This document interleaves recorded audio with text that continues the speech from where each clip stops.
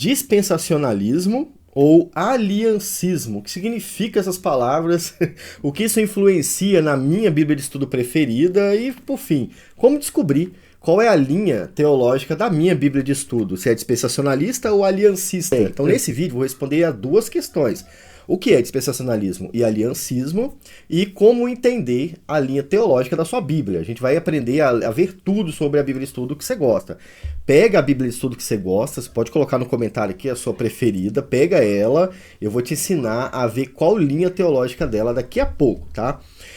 Duas coisas em uma só, hein? Caramba, esse vídeo vai ser interessante. Então já curte o vídeo, se inscreve no canal e, pessoal, seja membro do canal também. Os membros têm acesso ao conteúdo antes e eles podem comentar num grupo do WhatsApp específico para membros a respeito dos temas, tá bom? Olha para minha tela agora. Antes de fazer isso aqui, pessoal, olha aqui. O meu livro Texto e Contexto, ó, Leitura e Interpretação da Bíblia, tá? Tá disponível na Wiclap, na 4ª edição, essa é a 3ª, já tem uma edição nova lá. É um curso de leitura e interpretação da Bíblia, muito bom. O pessoal que tá comprando tá gostando, graças a Deus, né? Vamos lá, dispensacionalismo ou aliancismo? A diferença entre os dois sistemas. A gente tem aqui uma visão geral e depois eu vou ampliar em alguns pontos importantes, que são Israel e a igreja, a interpretação da Bíblia, a escatologia e a unificação da redenção, a história da redenção. São pontos chaves que mudam de um para o outro dentro daquilo que você escolher, tá bom? De forma geral, no dispensacionalismo, a história da redenção é dividida em diferentes períodos ou dispensações. Então eles chamam esses períodos da história de dispensações e períodos mesmo, né? É mais comum chamar de dispensações, nas quais Deus trata a humanidade de formas específicas. Eu tenho um quadro aqui para você entender como que o dispensacionalismo entende. A gente tem aqui basicamente 7 dispensações, mas isso pode variar de dispensacionalista para dispensacionalista. É um sistema muito aberto e muita gente tem opiniões diferentes, né? Mas de forma geral, esse é o dispensacionalismo. Aqui quando fala em dispensação, a gente tem aqui períodos, né? Então o período da inocência, que começa na criação de todas as coisas e na queda do ser humano. Então aquele período da história é o período da inocência. O período da consciência, que é quando eles descobrem o pecado, são castigados por Deus e vivem na terra, né, distante de Deus, até o dilúvio de Noé, é um outro período, é uma outra dispensação. Isso significa que Deus ele se revela sobre isso nesse período, entendeu? É isso que significa. Depois, a dispensação do governo humano, que vai do dilúvio até a Torre de Babel. A dispensação patriarcal, de Abraão até a saída do Egito, então passa pela história de Moisés e tudo mais. De Moisés e a lei, né, a dispensação da lei, que começa na lei de Moisés até a ascensão de Jesus. É um outro período, é um grande período, né? Eu colocaria um período, uma dispensação dos profetas aqui, mas eles não têm, né? Só que eles se consideram tudo da lei. E depois a dispensação da graça, que começa com a igreja, fundamento da igreja ali em Atos 2, e vai até o arrebatamento. Não é até Jesus voltar, até o arrebatamento. Por quê? Porque os dispensacionalistas são pré-tribulacionistas. Eu vou falar sobre isso também. Depois nós temos o milênio, que é a última dispensação, a segunda vinda de Jesus. E aí eles vão reinar junto com Jesus na Terra por 1000 anos. Reinar física e politicamente na Terra até 1000 anos acabar e aí acontecer o juízo final. E a gente ir para o nosso estado eterno. Que não seria uma dispensação aqui, seria o estado eterno, porque ele é eterno, né? Então, o dispensacionalismo entende a história da redenção assim, tá? E o aliancismo, como é que ele entende? A história da redenção como um progresso unificado, baseado em 2 pactos principais, o pacto das obras e o pacto da graça, abrangendo tanto o Antigo quanto o Novo Testamento. Então, na história da redenção aliancista, a história é dividida em dois períodos. O período do pacto das obras, que começa na criação e termina na queda da humanidade. Eles falham, né, na aliança das obras. Deus prova o homem e o homem falha. A continuidade no Éden dependeria desse teste. E o homem falha nesse teste, por isso nós somos expulsos do Éden. Essa é a aliança das obras. Depois da aliança das obras, a gente tem a aliança da graça, ou pacto da graça, que começa já imediatamente depois da saída do Éden, aonde Deus pega a Eva e fala, olha, você pecou, você vai sofrer por isso, você e o seu marido vão sofrer por isso, porém, eu vou providenciar um redentor para vocês. Esse é um evento da graça de Deus, prometendo Jesus a Eva desde a saída do Éden. Então, dali em diante, a gente já tem a dispensação da graça, digamos assim, que é o pacto da graça. Mas e a lei e os profetas? Onde fica nesse caso? Todos eles fazem parte da graça de Deus. É a graça de Deus provendo a continuidade do seu povo, pela lei, pelos profetas e finalmente e eternamente por Jesus. Então a gente costuma achar que o Novo Testamento é o início do pacto da graça, mas na realidade há alguma distinção entre alguns aliancistas, né? O mais clássico acredita que a graça de Deus é iniciada na saída do Éden. E aí alguns vão misturar. Há muitas diferenças depois do primeiro pacto da graça, né? Mas é isso. Aliancista, 7 partes, com diferenças, né, entre eles. Alianças não. Dispensacionalistas, 7 partes. Aliancistas, 2 partes. Pacto das obras, pacto da graça, e é por isso que nós somos salvos pela graça de Deus. Por isso que a gente fala isso. No aspecto da graça, após o Novo Testamento, o dispensacionalismo parece um pouco com o aliancismo, mas vai mudar na doutrina das últimas coisas entre as duas linhagens, tá? Então a gente vai entender daqui para frente que vai mudar. Uma outra questão importante é o dispensacionalismo faz uma distinção muito rígida entre Israel físico, e a igreja, que é o povo de Deus espiritual. Então, para eles, Israel, o povo sanguíneo, o povo que nasce, os judeus, eles são um pouco mais importantes do que a igreja, do que os gentios, digamos assim. Tanto é que alguns falam que há um plano especial para salvar os judeus que não creram em Jesus.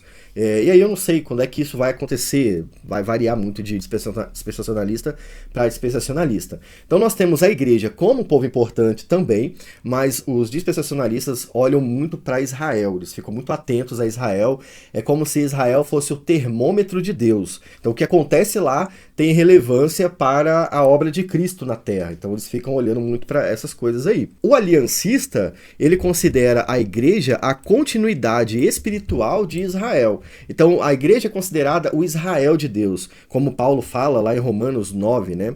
Quem é o judeu verdadeiro? Não é aquele que nasce no povo judeu, mas o filho da promessa, aquele que crê em Jesus, é o judeu. Então, a igreja, no aliancismo, ela é a continuidade espiritual de Israel. Você que é crente, você pode se considerar judeu, né? Judeu eleito de Deus para salvação. Como assim se eu sou se eu sou gentil, se eu sou brasileiro?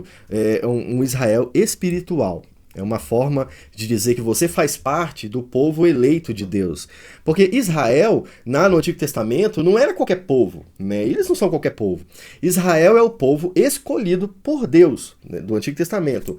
No Novo Testamento, a gente vai entender melhor a doutrina da eleição, da predestinação, e descobre que todos que creem são escolhidos por Deus. Por isso essa distinção, né? Então, lá no Antigo Testamento era o povo de Israel, mas no Novo Testamento, todos os que creem em Jesus são considerados povo de Israel. No Antigo Testamento também há conversões de gentios, né? Mas isso acontece mais no Novo, não tem nem como comparar. Então, essas duas diferenças entre os povos, né?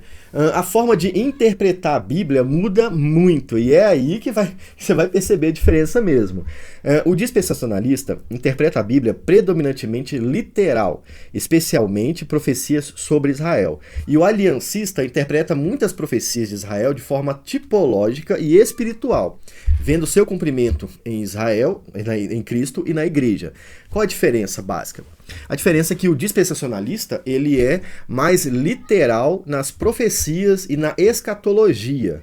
Enquanto o aliancista, ele interpreta o símbolo do texto e geralmente ele percebe o cumprimento do texto escatológico e profético na primeira vinda de Jesus e em diante. Não é só na primeira vinda, na primeira e em diante. Então, sim, existe profecias no Antigo Testamento sobre escatologia que ainda vão se cumprir. O aliancista pensa assim.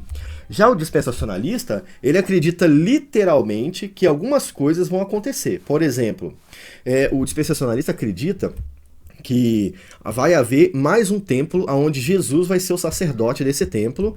Alguns vão até dizer que vai haver mais sacrifícios nesse templo.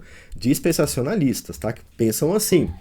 Outros dispensacionalistas acreditam que a nação de Israel vai receber esse Messias para reinar na terra antes da volta definitiva de Jesus.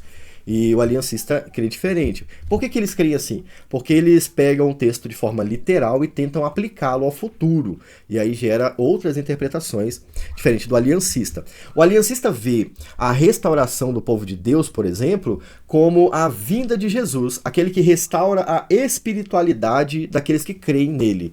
Então quando fala que vai restaurar o seu povo, não fala da cidade que vai ser restaurada, mas da vida espiritual, aquela que foi contaminada pelo pecado, que foi prejudicada pelo pecado. O aliancismo acredita que essas restaurações fazem parte da vida espiritual e não da vida física. Essa diferença é bem grande se você for parar para analisar. Deixa eu ver se tem que completar alguma coisa aqui. Eu acho que eu já falei tudo, a diferença dos dois. Vou pensar rapidamente de cada um. Igreja e Israel. Israel e a igreja são dois povos distintos, com papéis diferentes no plano de Deus. Falei sobre isso. As promessas feitas a Israel, por exemplo, a terra prometida, o reino davídico, são cumpridas literalmente para o Israel ético no futuro, geralmente no período do milênio. Tá? Aqui no quadro, a última dispensação, né? Então, algumas promessas do Antigo Testamento só se cumprirão nesse milênio aqui, para o dispensacionalista. E a igreja é um parêntese na história da redenção, começando no Pentecoste e terminando no arrebatamento. Ó. Você pode ver que o período da graça da igreja começa aqui, ó, Pentecoste, tá vendo? E termina no arrebatamento, né, que são pré-tribulacionistas, né, no primeiro arrebatamento. Então é assim que eles enxergam Israel. O aliancismo, a igreja e Israel formam um único povo de Deus, com a igreja sendo continuidade e cumprimento espiritual de Israel. As promessas feitas a Israel no Antigo Testamento são cumpridas em Cristo e na igreja, muitas vezes de forma espiritual, e a unidade do povo de Deus é enfatizada e não há distinção eterna entre Israel e a igreja. Duas formas diferentes de enxergar. Interpretação da Bíblia. Eu estou repetindo para você entender melhor, ficar fixado na sua mente. O dispensacionalista usa uma abordagem literalista de toda a escritura. Vamos lembrar aí, por exemplo, do Dake, foi um grande dispensacionalista, né? Muito influente no meio pentecostal, batista aqui no Brasil. E é uma abordagem literalista em toda a escritura. Não chega a ser exagerado a literalidade deles, mas é literalista, beleza? Especialmente nas profecias. Exemplo, o templo de Ezequiel será reconstruído fisicamente. Ezequiel tem um trecho bem grande a respeito do templo e eles acham que isso vai acontecer literalmente, né? Fisicamente a partir de Jerusalém durante o milênio. Já o aliancismo usa uma abordagem combinada de interpretação literal, tipológica e espiritual, dependendo do texto. Como é que funciona a interpretação aliancista? A gente entende que os símbolos se referem à vinda de Jesus, a primeira vinda dele. Esse é o milênio, digamos assim, né, a primeira vinda dele.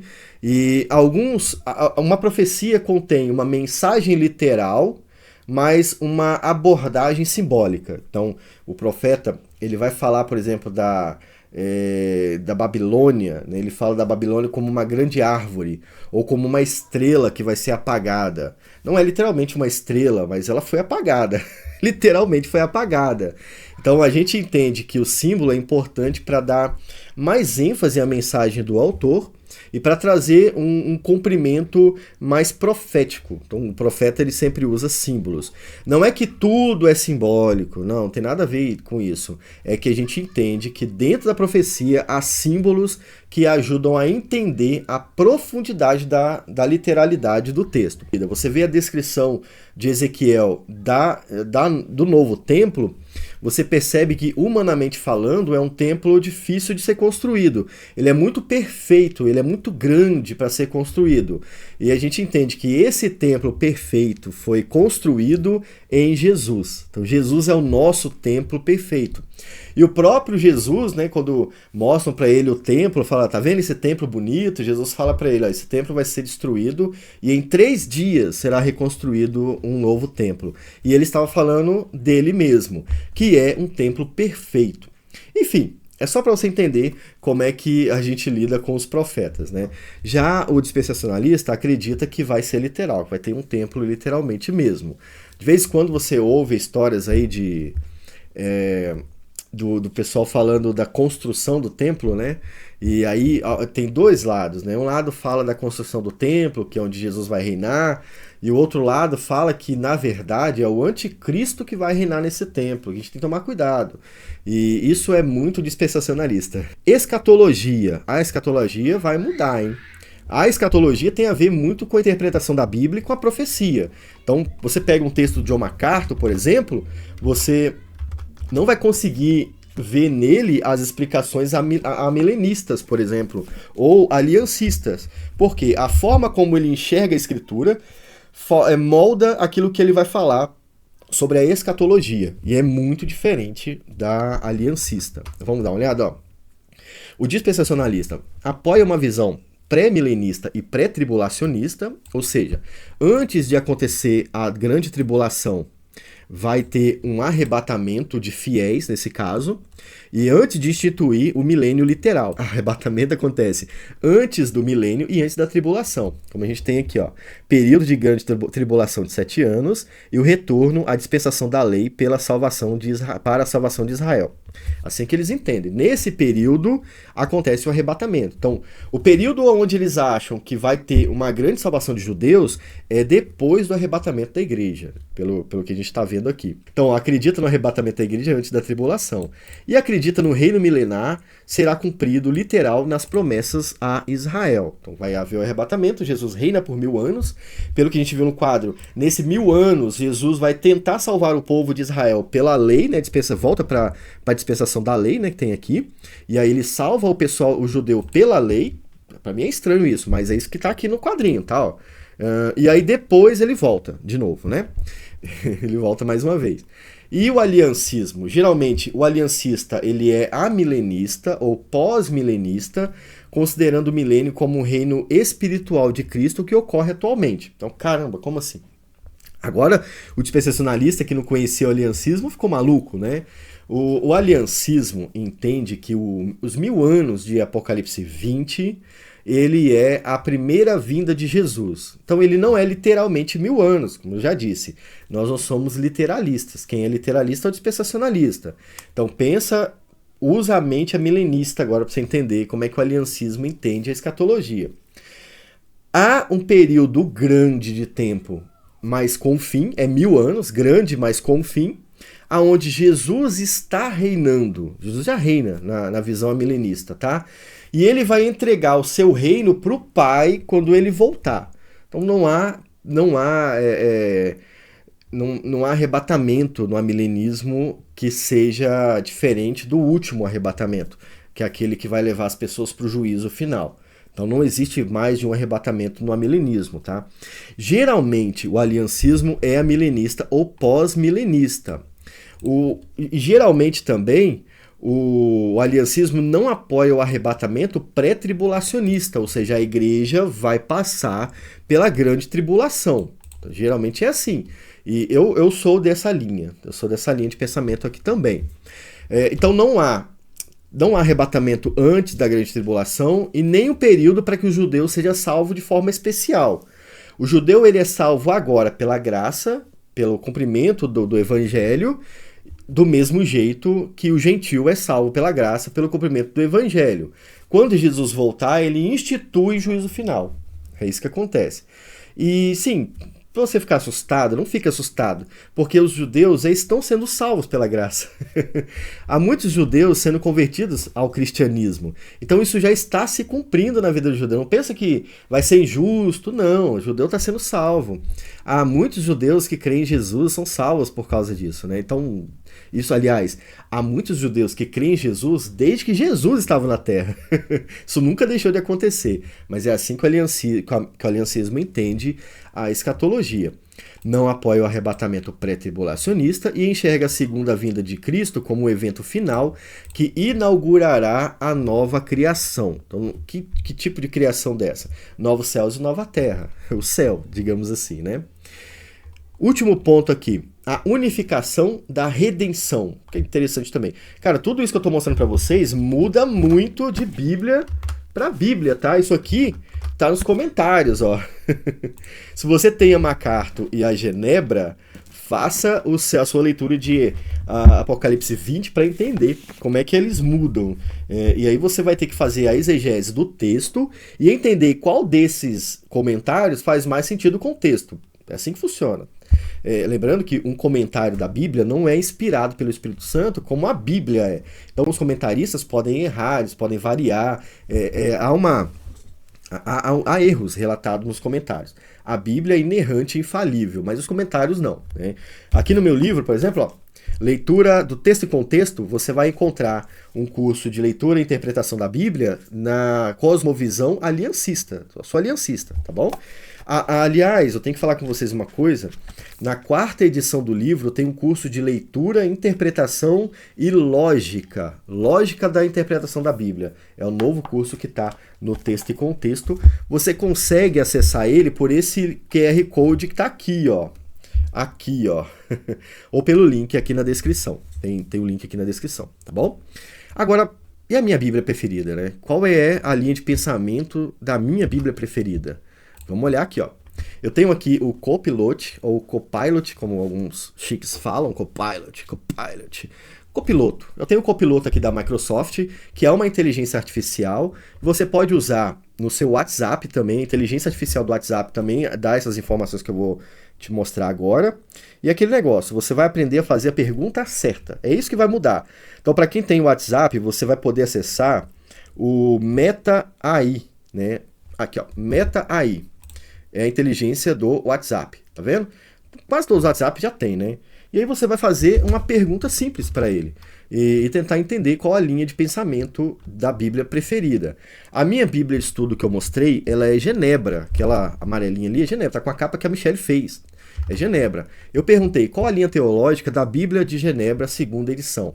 E eles me responderam, a Bíblia de Genebra, 2ª edição, adota uma linha teológica reformada, também conhecida como calvinista. Esta linha teológica é baseada nas doutrinas da Reforma Protestante do século XVI, especialmente nas ideias de João Calvino. A Bíblia de Genebra é conhecida por suas notas de rodapé e comentários que refletem essa perspectiva teológica, abordando temas como soberania de Deus, a justificação pela fé e a eleição divina. Mas essa pergunta ainda não está completa, eu vou te ajudar a melhorar ela. Você primeiro tem que saber o nome original da sua Bíblia, porque a inteligência artificial costuma procurar mais em inglês do que português. Então provavelmente ela nem sabe o que é de Genebra 2ª edição, porque não existe lá fora uma Bíblia de Genebra 2ª edição. Até limpei a tela para a gente fazer de novo usando o nome original. Você vai pegar a Bíblia do MacArthur, tá bom?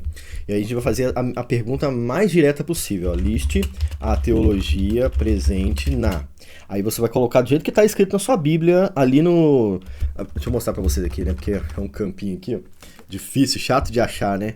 Você vai achar o nome original da sua Bíblia aqui embaixo, geralmente, ó. Aqui ou aqui, ó, no meio. Mas essa aqui tá aqui embaixo, tá bom? E aí você vai colocar esse nome ali. Deixa eu voltar aqui para nossa tela. Vou perguntar de novo. Deixa eu aumentar a tela também, nem que tá pequeno. Deixa eu ver aqui. Agora dá para vocês verem. Liste a teologia presente na... cadê? De MacArthur Study Bible. Incluindo a visão soteriológica e escatológica dos comentários. Você pode colocar outras questões aqui, se você quiser. Posso perguntar direto, ela é aliancista ou milenista? Ou aliancista ou ela é dispensacionalista? Mas eu vou botar assim para eu ter um panorama mais amplo da Bíblia Estudo, né? Soteriológica, a gente tem aqui calvinista, a gente já sabe que ela é calvinista, né? Não precisa nem de falar. Eles até chamam aqui de doutrina da dupla predestinação. escatológica, a visão escatológica do MacArthur é pré-milenista dispensacionalista. Ele acredita que Jesus retornará antes do reinado milenar. E é isso. Tá vendo aqui como é que ela respondeu? Já ajudou, né? Agora, a Genebra, ela não se chama Genebra. Para você que não sabe, a Genebra se chama Reformation Study Bible. Espírito da Reforma, né? Vamos pesquisar aqui também. Deixa eu ver se eu copiei aqui. Eu copiei a Bíblia. Vou tirar só esse texto aqui, ó. Spirit of the Reformation Study Bible. Complicado, né? Chato de escrever. Mas é assim mesmo. Liste toda a teologia na Spirit of Reformation Study Bible, incluindo a visão geral e a escatologia e soteriologia. Aí ele vai me falar.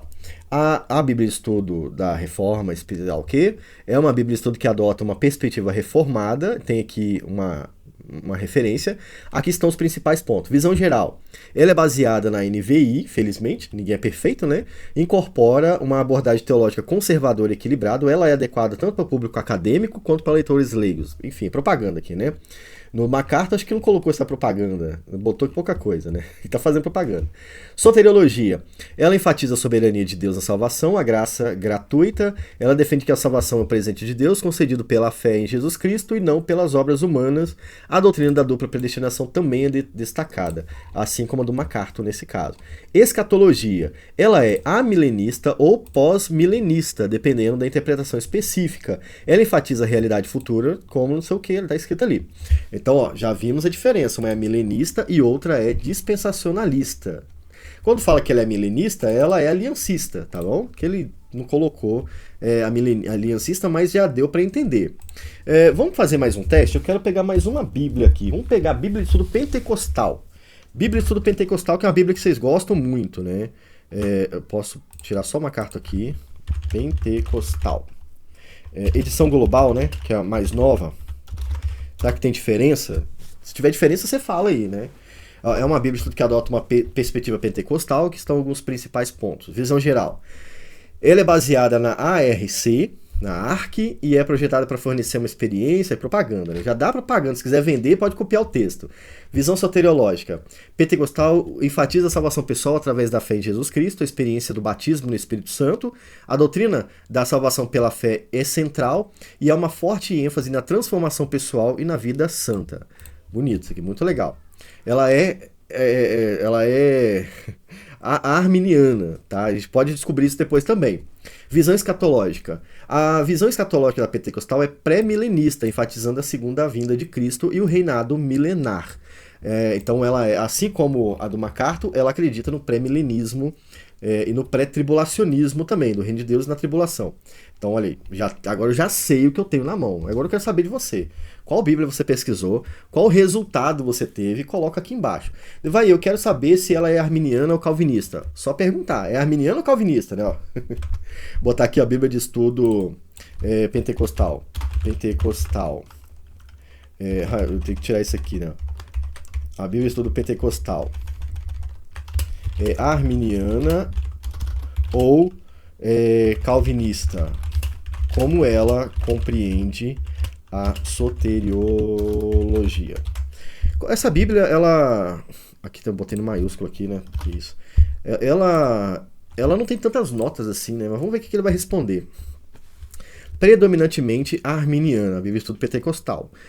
E aí ela vai explicar aqui as diferenças. Aprendeu a fazer a pergunta certa? Agora você já sabe como é que funciona. Mas eu quero saber o que você pesquisou. Bota nos comentários e vamos continuar a nossa conversa aqui embaixo. Vai lá. Antes disso, curte o vídeo, que já é no caminho, você está subindo para curtir. Se inscreve no canal. E já pensou em apoiar o Sobre Bíblias? Ó, tá aqui a oportunidade de apoiar o meu trabalho aqui no YouTube, beleza? Fiquem com Deus, até o próximo vídeo e tchau.